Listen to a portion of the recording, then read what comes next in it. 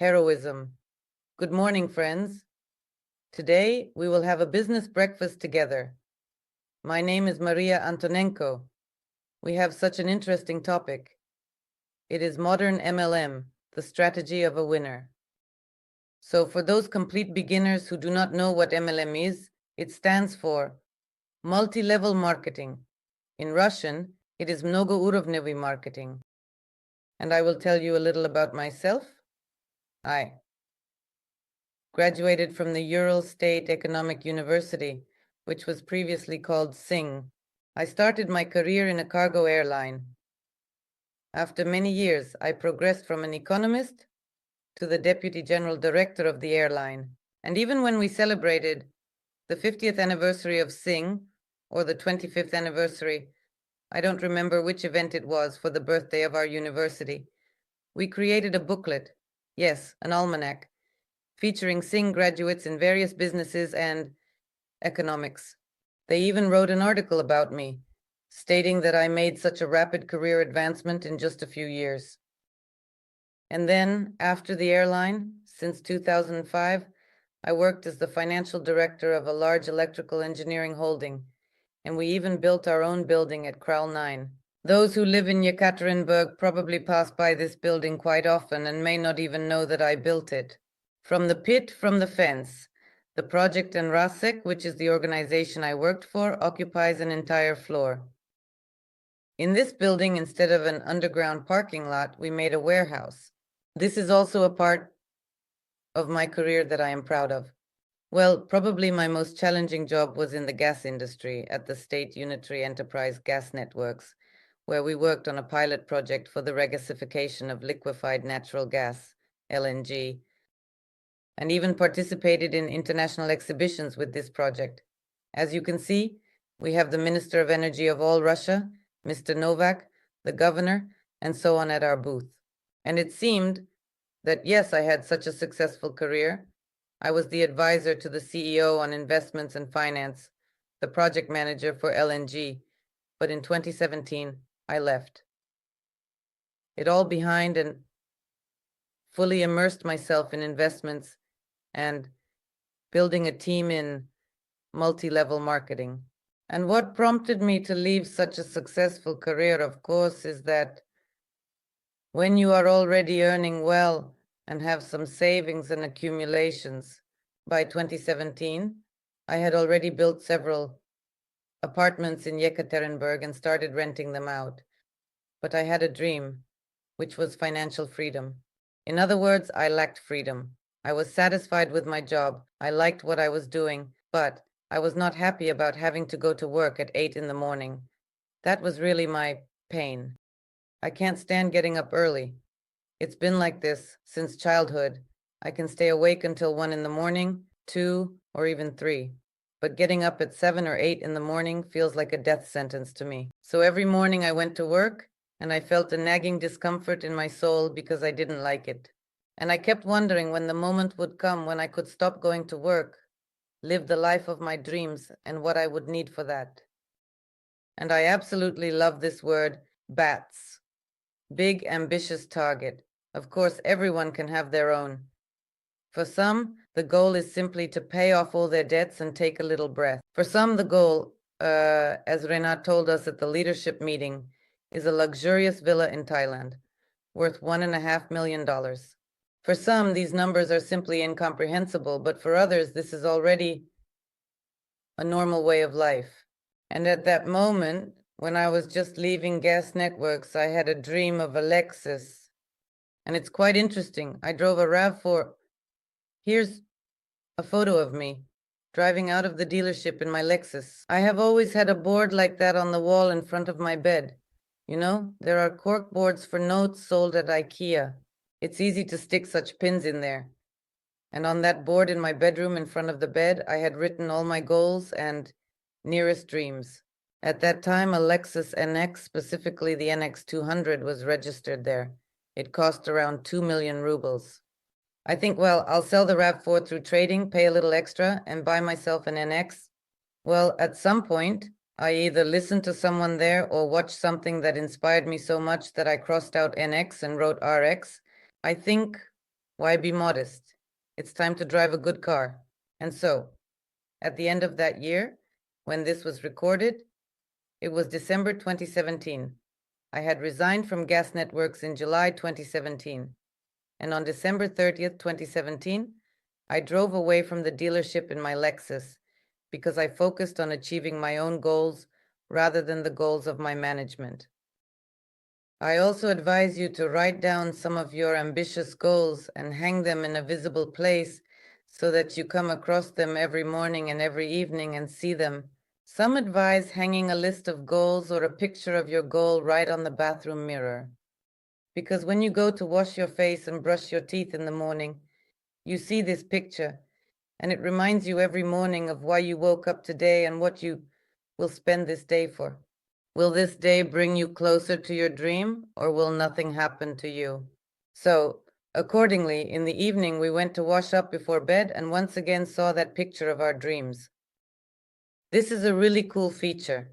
It works on the subconscious and helps you stay focused every day. And of course, I know that we all face fears and doubts no matter what we are starting, especially when a person decides to engage in network marketing or multi-level marketing. There are a lot of friends who try to dissuade them. I remember my first MLM project. It was with Amway, and I had a best friend with whom I sat at the same desk for 4 years in college. We would spend the night at each other's houses. We were just like sisters. But when I was already working at the airline in 2011 and I heard about Amway, I decided to share this information with my friend. I remember we were sitting in a cafe, and then she started to save me. In other words, she was simply saving me from what she perceived as horror and chaos. And she says it's a cult where everyone is brainwashed. My brother got involved in this cult, and he brought home all these powders and pots. There's no way to get through. I say, I don't know what your brother is doing there, but there is a regular store where I buy toothpaste. But I couldn't convince her at all, and I felt really bad. The emotional pain was such that my best friend did not support me. And at that moment, I am very grateful to my mentors from this company. The beauty of network marketing is that you have like-minded people. And I got home in the evening. I was in such a mood that I couldn't even get out of the car. I felt so bad. It feels like I've been run over by a tank. You know, sometimes you can have a meeting where someone criticizes you so harshly, calling you a fool or an idiot, questioning what you're doing. It's all hype, pyramids, and it will all collapse. Stay at home, right? And you think, well, he's right, I'm a fool. And how am I supposed to live with this going forward? And at that moment, the girls from MVE came over to my house and, held what you could even call a training session, or rather a small coaching session, as it's called nowadays, a little lesson.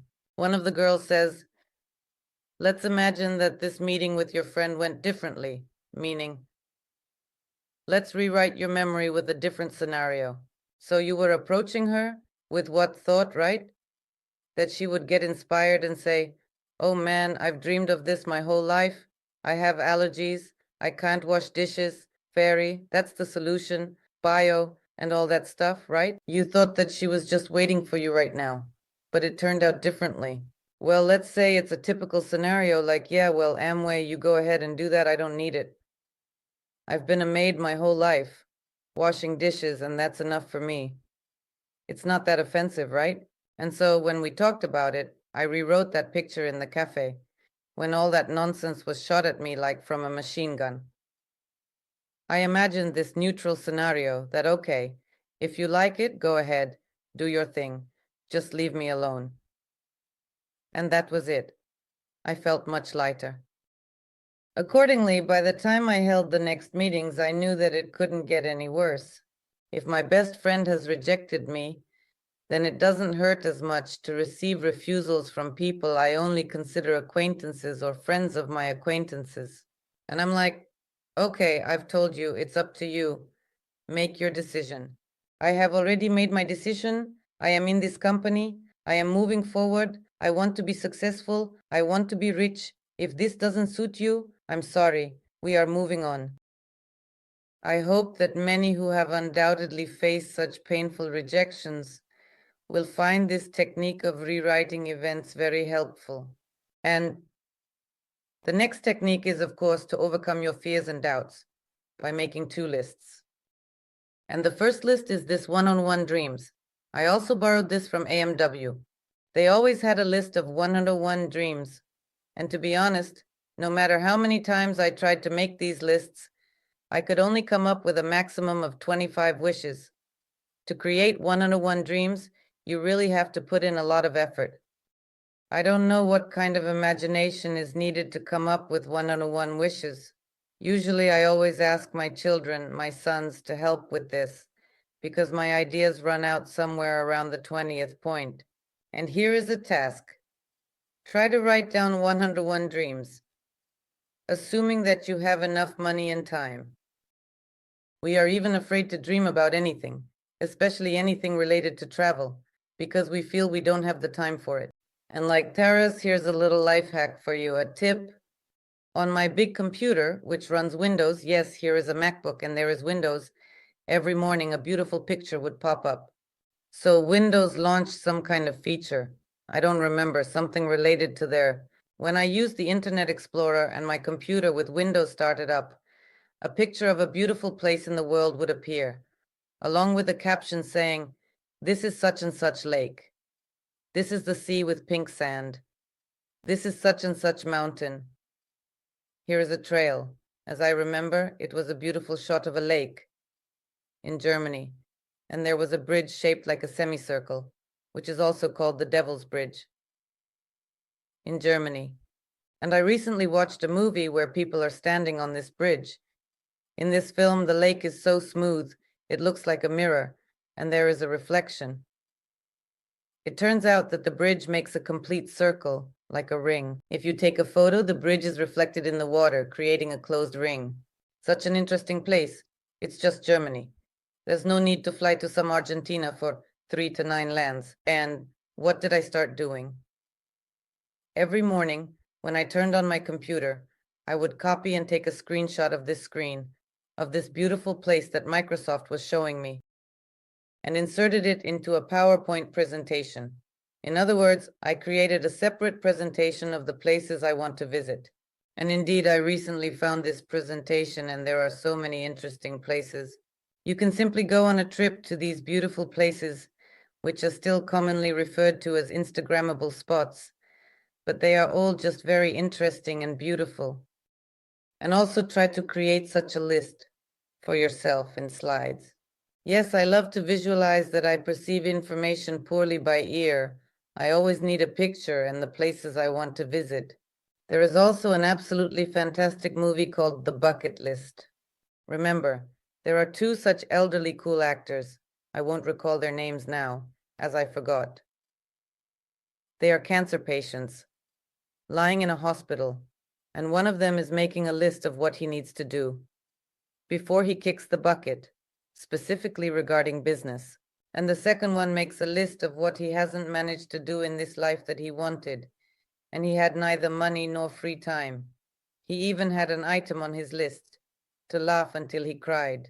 In other words, a person lived such a boring, dreary life that he never laughed so hard in his life that tears streamed down his face, right?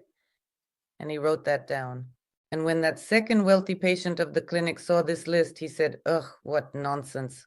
We still have a month left before we move on, so let's fulfill all your dreams." And so they went there and he arranged some kind of date for him in the mountains. Well, there was even a moment when one person drank coffee made from some super beans, and the other found out that this coffee is made by monkeys, meaning they, like, eat these beans, and then after the monkeys consume them, the beans are collected and brewed into coffee. And the millionaire didn't know this. And that poor guy laughed so hard he almost cried. And he crossed out that point, that for the first time in his life he laughed to the point of tears. So here it is, really, 101 dreams. You can write down absolutely everything, even things you have never done but once wanted to do. And of course, a list of fears. Usually the list of fears is very small. That is, it seems to us that there are many, But when we start to write them down, there are only about 5 or 6 main fears. Renat also always gives great examples about fears, like why I still don't earn $1 million a month. It's because I'm afraid. I'm afraid that someone will come after me, that bandits will come after me, that some mafia will come after me, that tax inspectors will come after me. Basically, all those controlling and inspecting authorities. I won't have time to get rich before they come for me, especially knowing many unfortunate examples in our country. The woman who taught about desire, Balinovskaya, did not pay taxes, and everyone was arrested, including the mother of 2 or 3 children. No one considered all her merits, and many other entrepreneurs who operated in the information field also ended up behind bars, even though it seemed that paying taxes on time was a simple task. Clearly, the guys did not anticipate that it would all end this way. But their unsuccessful experience shows us the zone of fear, the zone of risk. And we are afraid that if we start earning a lot, suddenly we might have not paid something somewhere and they will come after us. What other fears are there? The fear that we will have haters. We won't even have time to publicly publish that we are in one company or another. I barely managed to record a video on my YouTube channel about how I am currently developing the company Empower, and immediately the haters remembered me. But what was I supposed to do? Either get scared, say, oh, I've been hated on, and I retreat, I sit back and don't stick my neck out, I'm afraid and I won't take any more action? Or to say that, well, yes, there are these haters, they don't like it, but that's their life. Who knows what they don't like? Like it or not, sleep, my beauty. That is, these are just fears. And what fears do people have? There are mainly 2 types: inspectors or some authorities, bandits or something else that will take your money. It's scary to keep money in banks. Or there are haters.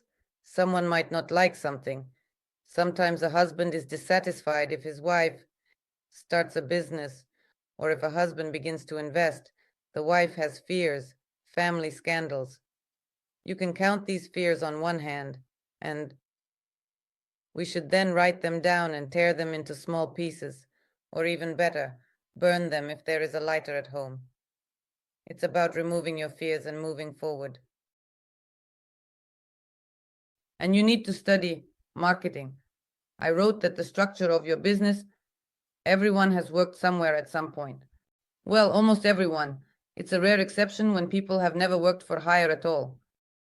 And the business structure of any company, especially, well, it doesn't matter what the company does. Whether it was the airline where I worked and we sold charter flights, it was still a sale, a service of air transportation.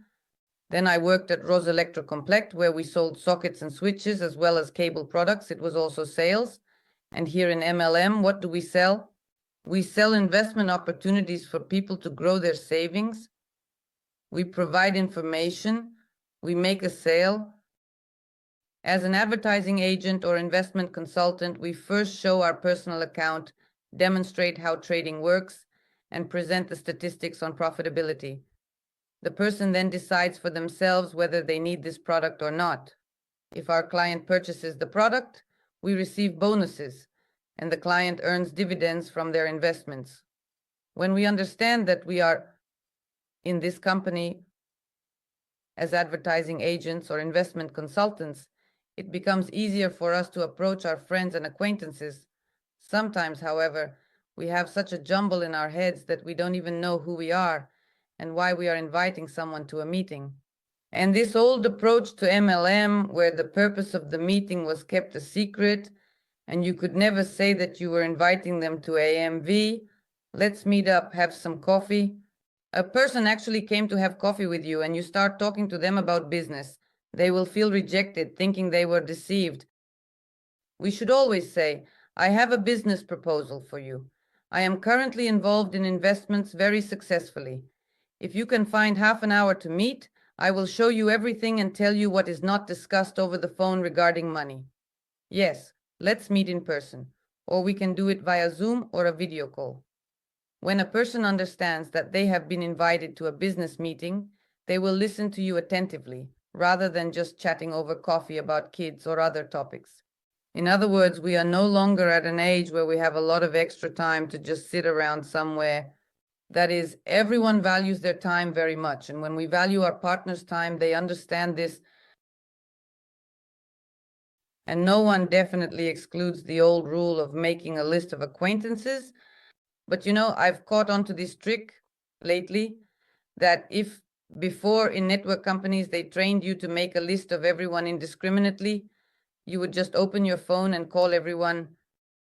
After many years in my networking experience, I realized I don't want to involve just anyone in my business. I really want to have low genius, goal-oriented, active, and successful people there. For some reason, we always first think of the poorest and most unfortunate. We go to them trying to cheer them up, to pull them out of the garbage they are in, but they don't want that. They have a victim mentality, sitting around and complaining about how bad everything is, blaming the government and the weather. In general, everyone in the world is to blame. Even the first teacher will be remembered, and you are like, damn, what should I do? I want to help you. Oh, well, you don't need to help me, save yourself, and so on. Now I remembered something. I had a classmate who lived in terrible conditions. One day something really happened to them, and this is not a joke, it's the absolute truth. They lived in a 3-room apartment in a 5-story building, started renovating, ran out of money, demolished everything down to the bricks and left it. And there, in that half-destroyed apartment, they slept on mattresses. Well, the husband, the wife, and the child. And thieves really broke in at night because they installed a good door. And the thieves thought that behind such a 5-story building, behind such an expensive door, there must be a wealthy family living there. They were sleeping so soundly that they didn't even hear how the thieves broke into their apartment. But when the thieves saw all this mess, with bricks instead of a nightstand in the hallway, and a bag belonging to my classmate Olga lying on the bricks, right? In other words, they just took out their wallet from the bag and left. They were afraid that they would be buried under some construction materials like those wallpapers that fell off the wall when they were breaking it down and are now hanging on a web, just like that. And when they called the police about the broken door, the officers were also in shock. How can one live in such conditions? A modern family, both working, but they constantly lacked money for repairs. And it's like that joke, yes. The thieves broke in and even left 5,000 there. Like, you can't live like this. So that's why I tried to do business with this friend of mine several times. There was Amway and some other companies, but I realized that it was pointless. That is, people will be sitting on these bricks. They even had a microwave in the kitchen sitting on bricks. They are all fine with it, and it is impossible to change a person until they want to change themselves. When we invite someone to the business, we need to create a profile of the partner we will be communicating with every day. After all, MLM is probably more about communication for us than with family or relatives. In other words, our business partners become closer to us than our relatives. And there is another great criterion for me regarding whom I would like to bring into my business, into my team. It's when we travel. Check into a hotel for our business conferences. Sometimes you go with someone else, right? You already have a partner and it's great for you. You don't have to face the choice of who you will be roomed with. And sometimes you travel with partners, with the team. And if you are alone, they will randomly assign a second person to your room, right? You come to the room and you don't know whoever ends up there. When we travel with the team, you need to choose a team with whom you wouldn't be afraid to spend the night, even with whom you would feel comfortable being in a room at night half naked and sleeping. That's who you can sleep comfortably with. And sometimes we really carry the whole business. And then you arrive at a conference and damn, I have to go to the room with her now? Oh my God. You understand what I mean, right? That is, we choose our team with love, care, and dedication so that we can truly enjoy what we do. And there is also a really cool and interesting little thing called the client sheet. I also picked this up from Stuckert Alexander Fedorovich.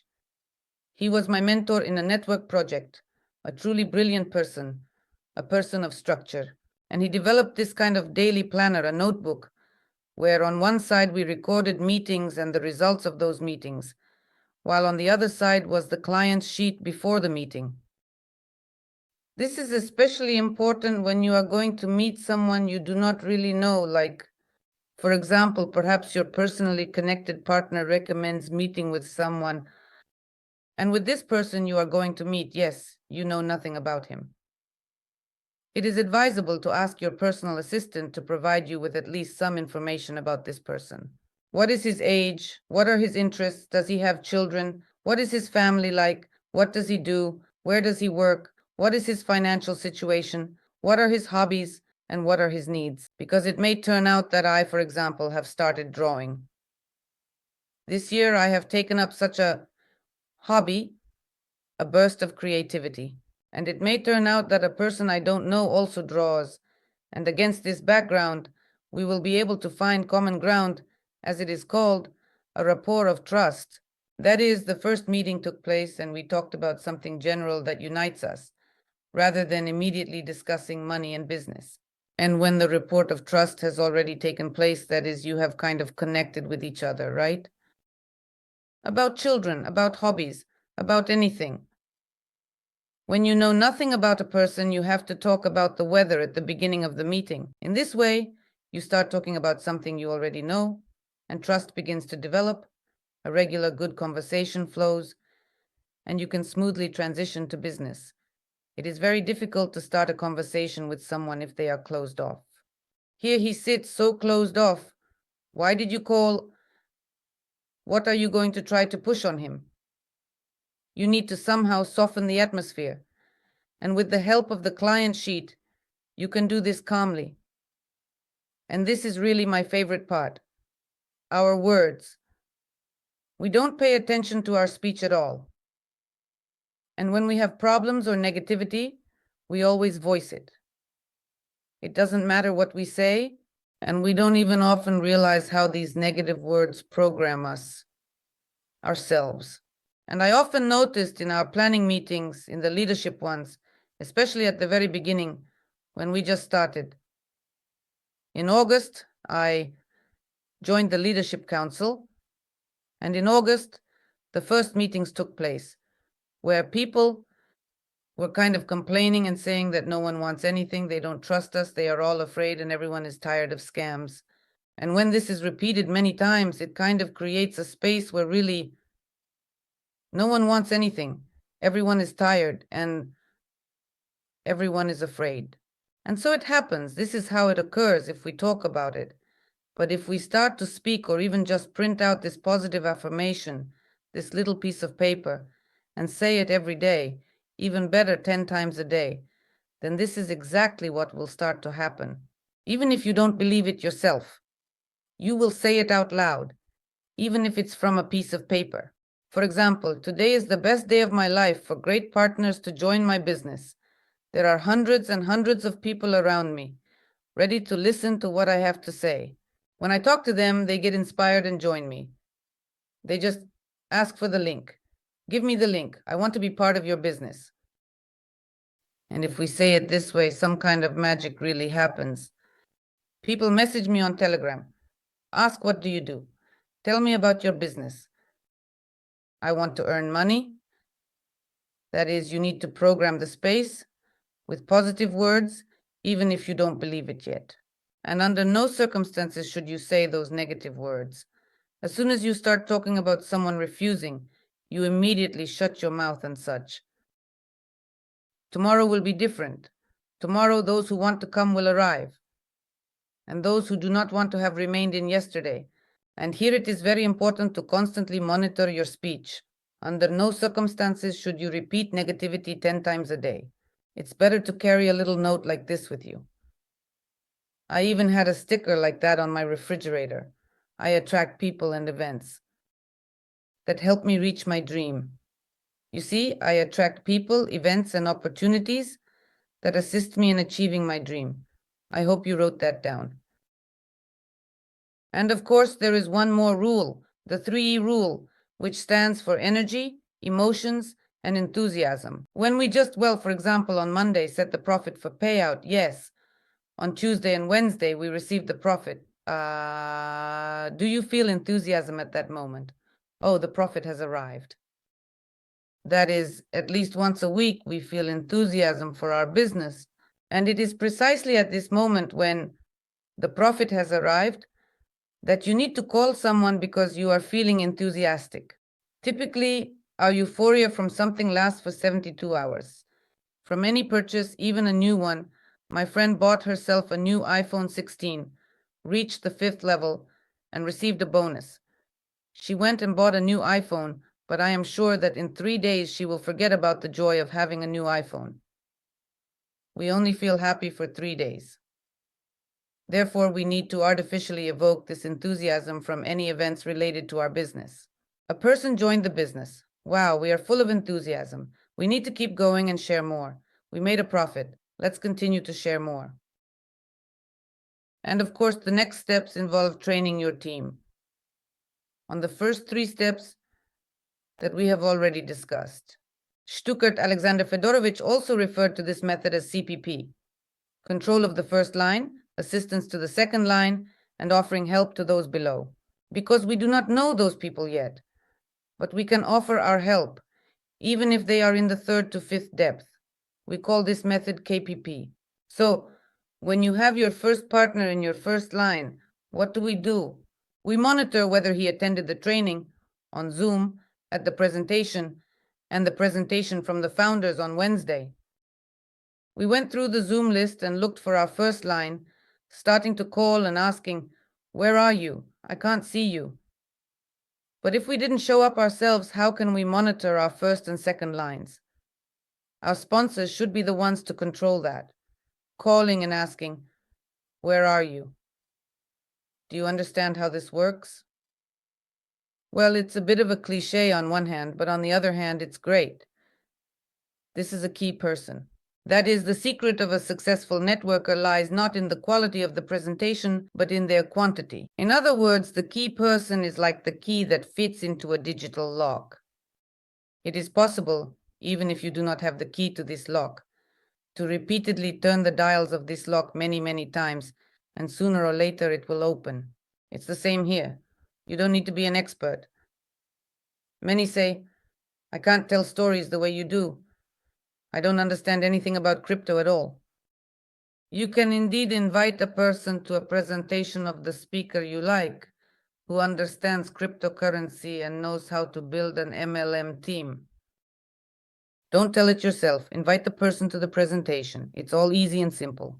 Your task is to make a call, send an invitation, invite to a presentation, meet or arrange a 3-way call with the sponsor. What else can lead to success? Of course, business books, motivational movies, training sessions, and seminars, as well as watching recordings of our speakers' presentations on YouTube. If you missed it on Zoom, be sure to check it out. You need to immerse yourself in the terminology to absorb this knowledge so that you are in the loop, rather than saying, "Oh, I don't know anything. I was just invited." Well, here's the link for you. If a person doesn't come through this link, they will likely find someone else in the same business who understands something and can tell them about it and connect this other person to the business instead of you, which is very disappointing because we have had such situations before. We held a meeting with one person, yes, but he connected to our business power through his friend or acquaintance. Perhaps this friend seems more knowledgeable to him in one area or another, and he received information from us but registered with another person. Well, as they say, c'est la vie. It means he is not the person I am ready to go on a cruise or attend a conference with, staying in the same hotel. Let that friend move in. Here's a little secret for you. You don't need to be an expert in everything. You just need to have many meetings and make many calls. And this quantity will eventually transform into quality. Well, and regular actions. We have a lot of athletes in the team. Among the leaders, and always the guys who achieve championship titles know that without regular training, there will be no results. That's why we have a system of regular actions. From Monday to Friday, there will be 2 presentations a day in Russian and English next week. There may also be translations into French and Spanish, which are currently being discussed with the structures to determine the need for other languages. On Wednesday the 18th, there will be a presentation from the founders at 18 NOD Moscow time. And on Tuesday the 18th and Friday at 10 NICE, there will be training, either our business breakfast, or there were also interesting presentations on financial literacy on Tuesday. Join the chat, the Telegram for partners, the Telegram channel for candidates, as we call it. And of course, I always check my first line myself. And our business, friends, is not just about money. It is truly about relaxing with the team, relaxing with positive people, with like-minded individuals. And I have participated in a ropes course in St. Petersburg at many network companies, among these pines, with various tasks. And it was so amazing. It expands your consciousness so much that you can't even experience such joy while on vacation with your family. Because a family vacation or a trip with friends is one thing, while a retreat with a team, such as team building, is something entirely different.